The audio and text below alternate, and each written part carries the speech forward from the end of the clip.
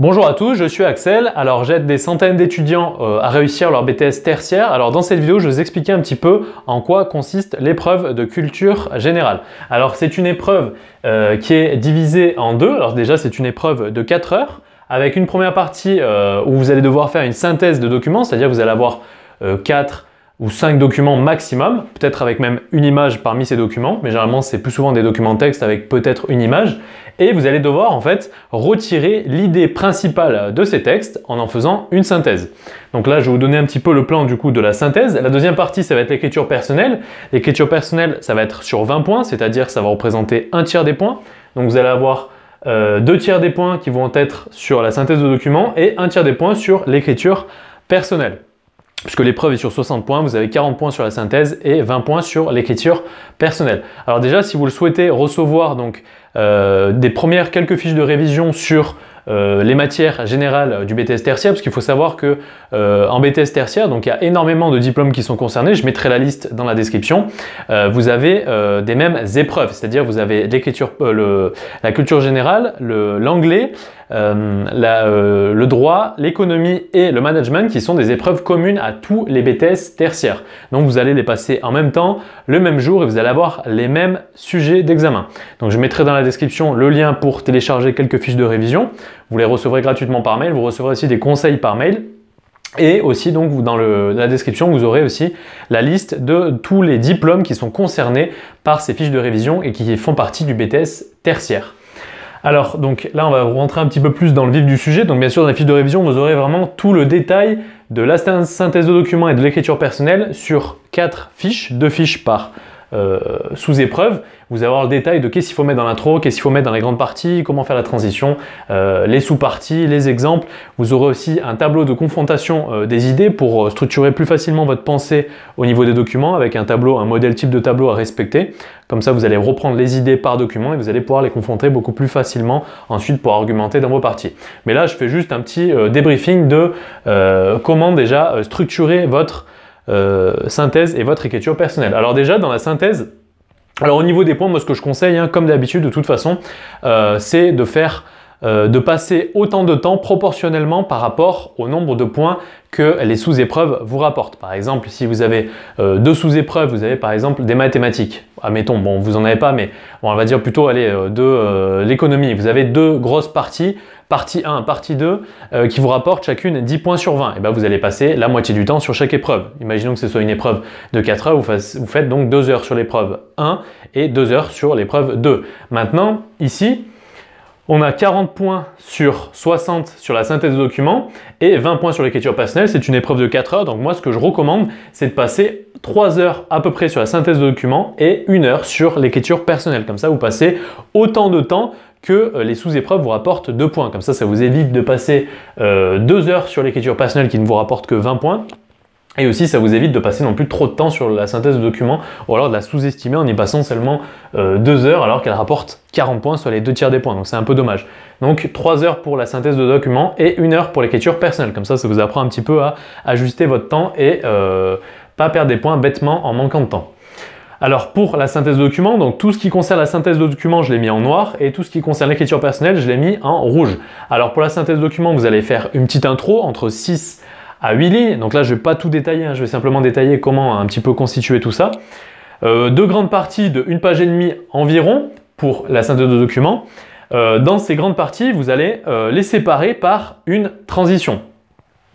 Donc vous allez faire votre introduction. Vous allez alors je précise aussi que les introductions, les grandes parties, les sous-parties, vous allez devoir faire des alinéas pour que ça soit plus clair pour le correcteur lorsqu'il va vous corriger. Comme ça, au moins, il va voir vos idées de manière illustrée, c'est-à-dire que visuellement, vos idées vont être démarquées par le jeu des alinéas. Comme ça sera beaucoup plus simple pour lui de dire « Ah bah tiens, ça c'était une idée, là il est passé à l'idée 2, idée 3, là c'est une nouvelle partie, la transition, hop ». Et au moins déjà, ça va bonifier votre note juste parce que ça sera clair pour le correcteur qui va corriger des centaines de copies. Au moins, vous allez lui mâcher un petit peu le travail, chaque idée sera représentée par un alinéa. Alors moi, ce que je conseille, tout bêtement, vous allez faire 2 alinéas, vous allez faire un alinéa de 2 carreaux sur l'introduction, vous allez faire la même chose, 2 carreaux pour la première partie et la deuxième partie, vous allez sauter deux lignes, par exemple, hein, suivant la taille des carreaux, mais vous allez faire sauter deux lignes au moins entre l'introduction et la première grande partie. La première grande partie et la deuxième grande partie, vous allez sauter aussi deux lignes. Et entre la deuxième grande partie et la conclusion, vous allez encore sauter deux lignes. Et donc pour l'introduction, chacune des grandes parties et la conclusion, vous allez faire un alinéa de 2 carreaux. Et ensuite, au sein des grandes parties, vous allez donc avoir 3 sous-parties. Là, ce que je recommande, vous n'allez pas sauter de ligne au sein de la même partie pour représenter les sous-parties. Par contre, moi, je vous recommande de faire un petit décalage d'un carreau ou 2 carreaux, suivant si vous avez fait 3 carreaux à l'introduction ou 2 carreaux, mais il faudra en faire un de moins que le nombre de carreaux que vous avez fait pour l'introduction à la grande partie. Comme ça, vous allez avoir la démarcation. Globalement, ça va ressembler à ça. Schématiquement, vous allez avoir donc votre introduction avec votre alinéa. Voilà, on va dire qu'ici, c'est 2 carreaux. Ensuite, vous allez sauter, par exemple, 2 lignes. Vous allez avoir donc votre première grande partie, voilà, avec 2 carreaux aussi en alinéa. Vous allez sauter, donc vous voulez mettre votre petite transition à la fin de la première grande partie. Vous allez sauter encore 2 carreaux. Vous allez faire un nouveau alinéa de 2 carreaux pour la deuxième grande partie. Vous allez sauter à nouveau 2 lignes. Et là, vous allez faire à nouveau un alinéa de 2 carreaux pour votre conclusion. Comme ça, ce sera bien structuré. Et au sein des grandes parties, moi, ce que je recommande, c'est de faire un alinéa de un seul carreau, hop, à chaque sous-partie. Comme ça, au moins, ça sera bien structuré, ça sera vraiment clair et lisible pour le correcteur. Donc, voilà pour ce qui est de la présentation. Donc, au niveau des sous-parties, donc 3 sous-parties par partie. Donc, vous avez 2 grandes parties, donc ça vous fait 3 sous-parties par grande partie, ça vous fait donc 6 sous-parties en tout. Avec 2 exemples par sous-partie. Bon, c'est pas grave s'il y a un exemple, mais essayez de faire 2 exemples tirés des documents. Alors là, ces exemples, comment vous allez les trouver? Tout simplement grâce au tableau de confrontation des documents que je vous fournirai par mail. Comme ça, au moins, vous allez bien savoir quoi mettre dans vos grandes parties, dans vos sous-parties. Vous savez savoir combien en faire, comment faire une présentation visuelle. Déjà, vous avez toute la structure faite. Vous n'avez plus qu'à aller piocher les infos et les rajouter pour illustrer vos grandes parties. Donc, bien évidemment, à la fin de l'introduction, c'est là que vous allez présenter donc votre problématique et vous allez donc décrire un petit peu le sujet, vous allez présenter votre problématique et à la fin vous allez commencer à présenter votre plan que vous allez ensuite détailler. Mais ça sera tout détaillé bien sûr dans les fiches de révision. Donc 2 exemples issus des documents, hein. Donc là j'insiste sur les documents.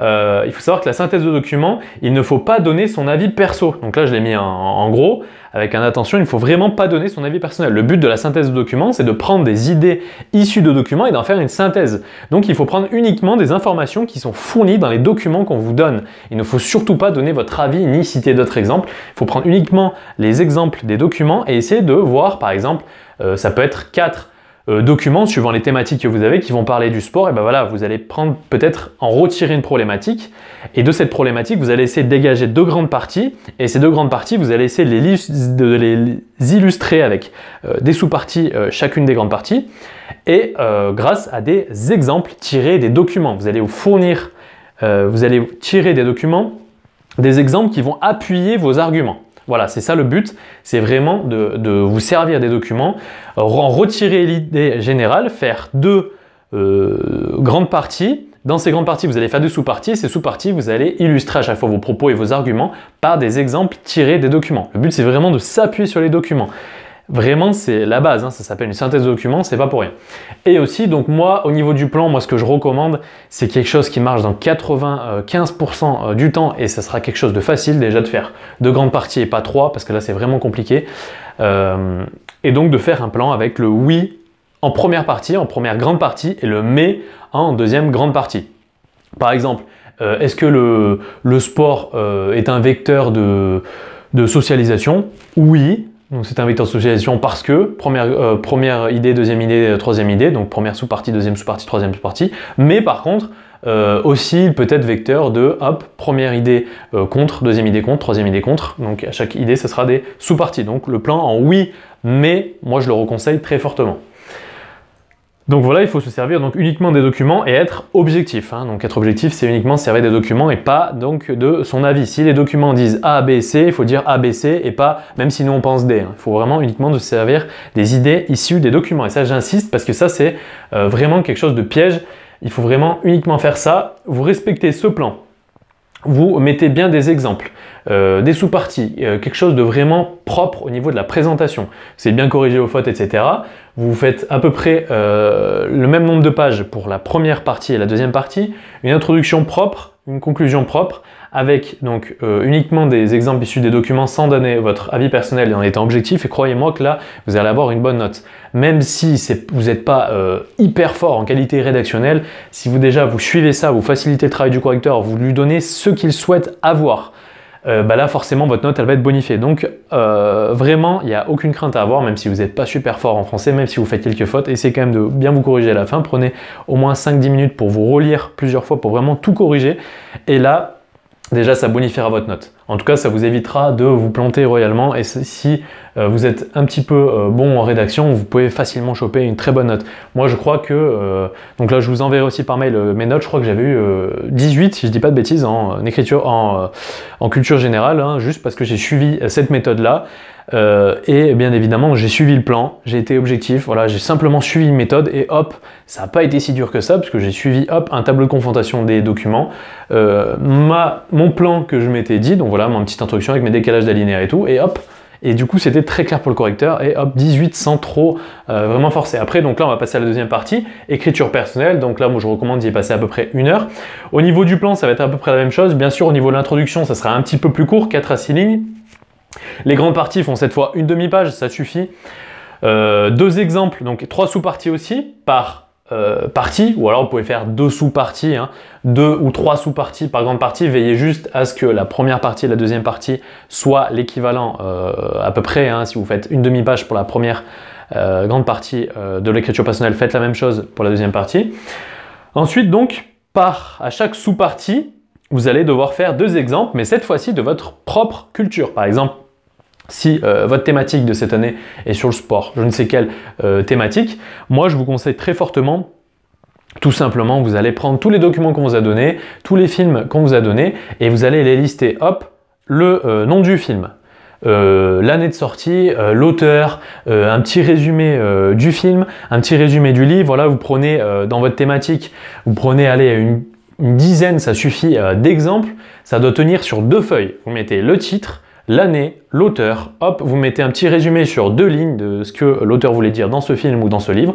Donc là, il vous faut 10 exemples à peu près entre les films, les livres, je sais pas, les peintres que vous avez pu voir, etc., etc. Mais en tout cas, voilà. Ayez vraiment une culture, je veux dire, ça va apprendre 4 feuilles simples, ou 2 feuilles simples, recto, verso, puisque généralement vous avez 2 thèmes, c'est pas non plus la mer à boire, hein. Donc vraiment faites cet effort là de au moins synthétiser par thème 10 ouvrages, que ce soit des films, peu importe, un livre, des films, une peinture, etc.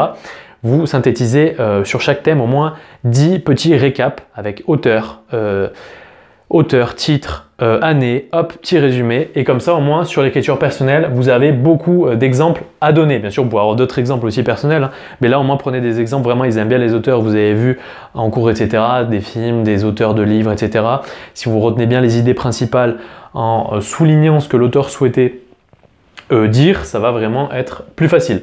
Mais là par contre du coup il faut donner votre avis personnel, c'est-à-dire que vous allez donner votre avis personnel, mais bien sûr le but c'est pas de dire alors moi je pense ça parce que vous n'êtes pas un auteur. Vous pouvez donner votre avis personnel, mais par contre cet avis-là il va falloir le souligner avec des références de culture, de votre propre culture, d'où l'importance de faire ce que je vous ai dit par thème, d'avoir au moins 10 ouvrages par thème à citer. Donc le but ça n'est pas de citer les 10, mais ça va être de citer ceux qui se prêtent le plus à l'argumentation de vos grandes parties.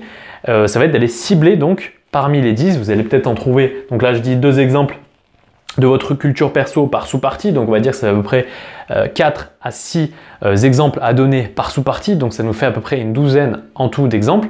Donc là, voilà, il va falloir trier les infos que vous allez prendre dans la dizaine d'ouvrages que vous avez vus, les ouvrages qui vont comment dire, qui vont le plus s'approprier aux idées que vous voulez, que vous souhaitez étayer et argumenter grâce à cet ouvrage. Vous allez dire par exemple idée A, bah tiens, l'idée A elle avait été soulignée dans tel ouvrage de cette thématique, donc je vais prendre comme exemple cet ouvrage et hop, je vais m'en servir d'exemple. Pareil pour l'idée B, hop, là cette fois c'était un livre, je vais dire l'auteur, hop, un peu ce que l'auteur souhaitait dire là-dedans et ça souligne mon argument. Hop, IDC, bah là c'était cette fois un film, bah je vais résumer un petit peu le film et dire ce que l'auteur voulait dire, quelle année, hop, voilà, au moins ça va vous donner des exemples. Et ça vraiment, l'écriture passionnelle, il y a vraiment moyen d'avoir une excellente note. Pareil, le plan, moi je vous conseille de faire un oui mais, hein, comme d'habitude. Et là vraiment sur l'écriture passionnelle, là ça va être, pour moi c'est plus facile parce que si vous avez des bons exemples, là ça va venir tout seul, vous n'avez même pas besoin de lire des documents, vous avez les exemples en tête, vous avez appris par cœur vos 2 feuilles recto verso, une feuille recto verso par thème avec vos 10 ouvrages et hop, vous balancez les infos, vous faites encore une fois quelque chose de propre avec un alinéa 2 carreaux à l'introduction, aux 2 grandes parties, une petite transition, un alinéa 2 carreaux aussi à la conclusion, un alinéa d'un seul carreau par sous-partie, avec des exemples tirés de votre culture, avec voilà, les petits résumés, etc. de votre culture que vous avez fait, des ouvrages que vous avez étudiés. Et croyez-moi, là, l'écriture passionnelle, généralement, vous allez... Si vous suivez ça, vous apprenez par cœur, vous faites votre petit résumé, vous faites l'effort de faire ces fiches de révision avec ces 10 ouvrages au moins, croyez-moi, là sur l'écriture personnelle, aller choper un 15, c'est vraiment le minimum à choper si vous suivez cette méthodologie. Donc voilà, en tout cas, j'espère vous avoir aidé. De toute façon, je mettrai un lien dans la description pour recevoir des fiches gratuites. Ensuite, toutes les fiches, si vous souhaitez télécharger toutes les matières avec le management, l'économie, le droit, la culture générale et l'anglais, je mettrai un lien dans la description aussi où je vous donnerai les notes que j'ai obtenues dans ces matières-là. Et en tout cas, on se dit à la prochaine.